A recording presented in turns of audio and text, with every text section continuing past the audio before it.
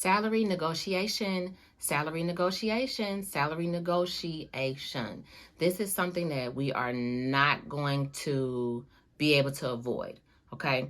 When it comes down to being on a job hunt, job interview preparation, doing your research ahead of time, salary is something that you need to know. So this is your industry, this is your field, this is your career.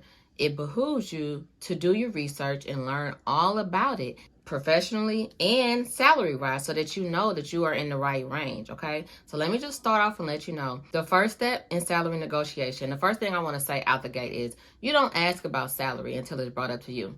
I don't care what nobody say. These are the rules of the game. You got to play it accordingly, okay? That's first. Don't ask about the salary until it's brought up to you, okay? Second thing is if you have done your research accordingly, then you should know what the range is.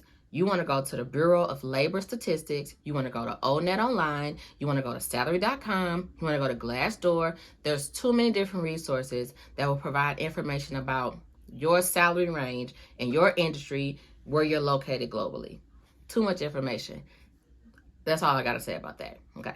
Third thing is once you've done your research, you don't just quote them an exact salary. Like, I want to get paid $25 per hour. I want to get paid $35 per hour. I want to get paid $50,000. I want to get paid $70,000. No, you tell them a range. You always want to tell them a range because you want to give yourself flexibility, okay? And when I say range, I'm not talking about I want to get paid between 50 and 100, or I want to get paid between 100 and 200,000. No, you got to keep that range. I promise y'all, no more than 30,000.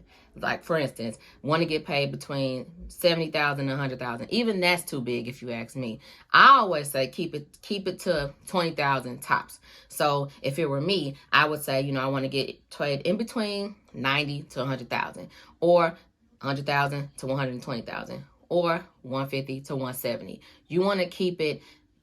Did I do that math right? 150, 67, yeah, 170, okay? You want to keep it in a $20,000 range because what you really want to do, now if you really feel good and got your confidence soaring, you want to start the range at the top of your range.